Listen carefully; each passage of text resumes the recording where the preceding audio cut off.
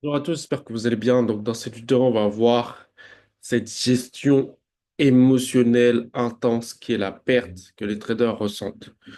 Ce n'est pas la perte qui te ruine, c'est ta réaction à la perte. Ça, juste ça, cette phrase, elle est tellement importante aujourd'hui en tant que trader parce que tout trader perd. Il n'y a pas de trader qui ne perd pas. Pourquoi? Parce que le trading, c'est purement un jeu de probabilité. Tu dois juste mettre les probabilités en ta faveur pour que tu aies plus de probabilités positives que de probabilités négatives. Donc forcément, tu as des probabilités perdantes. La panique est l'une des émotions les plus destructrices en trading. Aujourd'hui, on va voir comment rester calme quand tout semble s'écrouler. Tu vas apprendre à reprendre le contrôle quand les choses tournent mal. Pourquoi on panique face aux pertes? La peur de perdre plus. C'est une réaction instinctive à la douleur financière. L'ego blessé. On veut avoir raison et une perte peut être perçue comme un échec personnel. La pression émotionnelle, trop impliqué émotionnellement dans chaque trade. Les conséquences de la panique. Clôturer trop tôt une position qui aurait pu revenir positif et du coup vous faire gagner de l'argent et du coup avoir un edge sur le marché. Ouvrir une nouvelle position impulsive pour se refaire.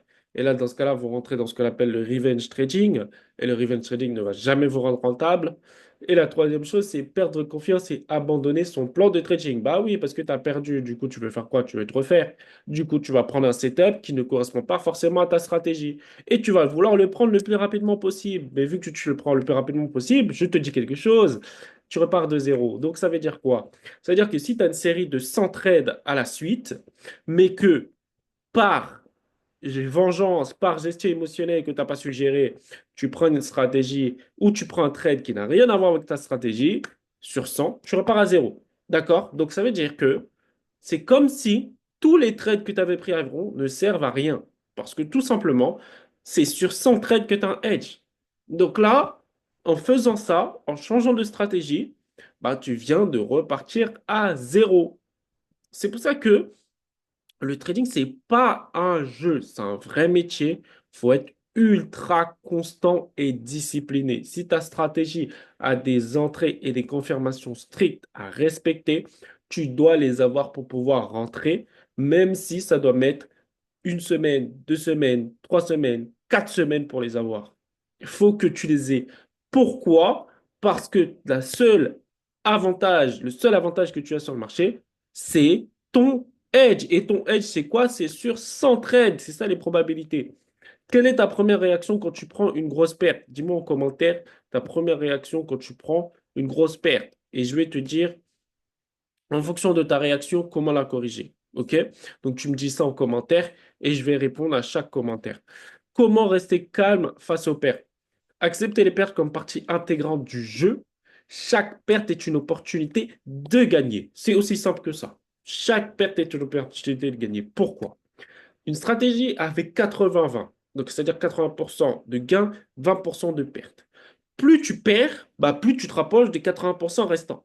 Donc, quand tu acceptes ta perte et que tu continues à faire exactement la même stratégie, eh ben, il y a les 80% qui arrivent. Et donc, forcément, tu vas pouvoir rattraper cette perte. Avoir un money management solide. Si tu respectes ton risque, aucune perte ne devrait être dramatique. Pourquoi? Parce que tu as perdu 1%. Il te reste 9 trades de perdants de suite. D'accord? Si tu restes toujours avec 1%, 9 pertes de suite avec la même stratégie. Si tu as 9 pertes de suite avec la même stratégie, ça veut dire que sur 10 trades, tu as 9 pertes. Ça veut dire que ta stratégie, elle est pas rentable. Ça veut dire qu'il faut la changer. OK? Normalement, sur une bonne stratégie, tu vas être à 80-20 ou tu vas être à 50% ou tu vas être à 60 ou tu vas être à 70. Mais là, si tu me dis que tu as 9 pertes d'affilée, c'est que ta stratégie, elle n'est pas rentable. OK? Donc, c'est là l'importance du money management. Parce que prendre 2 pertes de suite, c'est OK. Si tu as 80-20, 2 pertes, ça va. Si maintenant tu as 50, ça veut dire que tu peux prendre 5 pertes de suite. Mais la sixième est gagnante parce que tu as 50% de taux de réussite. Si tu as 60% de taux de réussite, bah, ça veut dire que tu peux prendre 3 pertes de suite. C'est OK. Pourquoi? Parce que tu as 60% de taux de réussite. Et c'est là où rentre le money management. D'accord? Donc, quand tu perds 3%, il te reste encore de quoi rattraper ces gains. Respiration et recentrage, technique simple pour calmer le mental. La première chose à faire, c'est que quand tu as perdu, soit tu es euphorique, tu es content, parce que tu sais que tu te rapproches d'un gain, soit deuxième chose, bah, tu recalibres ton cerveau et tu te dis, mais là, ça fait juste partie de mon plan en fait. Donc, c'est une bonne chose et je me rapproche d'un gain. Si maintenant, tu n'as pas cette vision-là et tu n'as pas encore ce framework, là, soit tu l'entraînes, soit tu te dis tout simplement que vas-y, tu sors dehors et tu respires. Mais normalement, si tu es un trader professionnel, ça fait longtemps que tu trades, ça fait longtemps que tu as développé une discipline et que tu as une cohérence dans ta stratégie et dans tes pertes, normalement, tu dois ressentir zéro émotion et tu dois juste te dire, mais quand je backtest, bah, j'ai aussi des pertes, mais ça ne m'empêche pas d'être rentable à la fin de l'année. Tu rentres ça dans ta tête là, c'est fini. Tu seras tout le temps archi constant et tu vas totalement accepter tes pertes. Pause stratégique, quand la pression monte, il vaut mieux s'arrêter un moment que d'agir dans la panique. Ça, c'est vrai. Et des fois, quand les marchés ne sont pas en ta faveur, tu es là, tu veux pousser le truc. Mais normalement, si tu as un plan et que dans ton plan, c'est marqué à partir de 2 paires d'affilée dans le mois, j'arrête de trader cette paire, normalement, tu as respecté ta règle de perte. Donc, normalement, tu es tranquille. OK? Revenir à ton journal de trading, reconnecte-toi à la logique, backtest. Si tu vois que tu es dans une période où le marché il n'est pas en ta faveur avec ta stratégie, backtest. Backtest, tu verras comment c'est tellement puissant pour le cerveau, le backtesting. Je vais te dire, mais c'est trop magnifique. Ça veut dire que si là, je patiente, bah, les prochains trades vont me permettre de redevenir positif.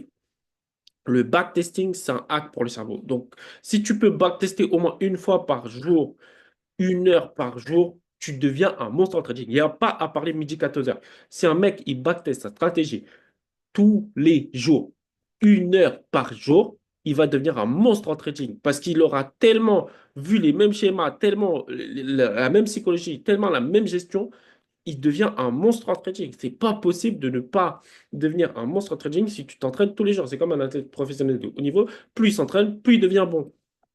Ensuite, on va voir la chose suivante, c'est rester calme face aux pertes. C'est ce qui te permet de survivre, de progresser en tant que trader. Il faut comprendre que le trading, c'est un marathon, long terme, sans trade, n'oublie pas. Donc, quand tu passes ta phase dure, ça fait partie du plan, ça fait partie des sans trades. Donc, tu dois rester calme et tu dois suivre ton plan. Tu n'as pas besoin d'éviter les pertes, tu dois apprendre à les gérer avec lucidité. Essaye pas de modifier ta stratégie parce que tu as vu que tu as 60% de taux de réussite ou tu as 80%. C'est très bien. Il vaut mieux avoir 60%, 80% de taux de réussite, un bon risque-reward, ou d'avoir 50% de taux de réussite, mais avec 1 pour 1, par exemple.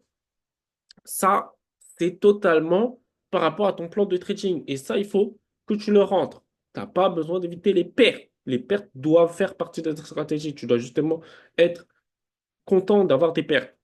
Demain, on parlera du perfectionnisme en trading, ce qui te piège d'avancer. C'est-à-dire aujourd'hui, tu cherches trop la perfection. Ça, c'est pas bon. Donc demain, on en parlera. Like, abonne-toi et dis-moi en commentaire quelle est ta technique pour rester calme en période rouge. Moi, ma technique, elle est super simple. J'ai des règles. Si je fais 2 paires d'affilée dans le mois, j'arrête de trader 7 paires. Donc j'ai 3 paires qui me restent. Si c'est pareil, je fais 2 paires d'affilée, j'arrête de trader. Ok, c'est archi simple, c'est ça mon plan par rapport aux pertes et du coup, je les accepte totalement. Je suis OK avec mes pertes. Donc, dis-moi tout ça en commentaire et on se retrouve bientôt pour la prochaine vidéo. Je vais voir pour organiser un concours où plus il y aura de personnes en fait qui vont participer sur cette vidéo. Je vais tirer au sort quelqu'un. Je vais lui offrir un challenge. Donc, tout simplement, commentez un maximum sous cette vidéo pour recevoir un challenge totalement offert.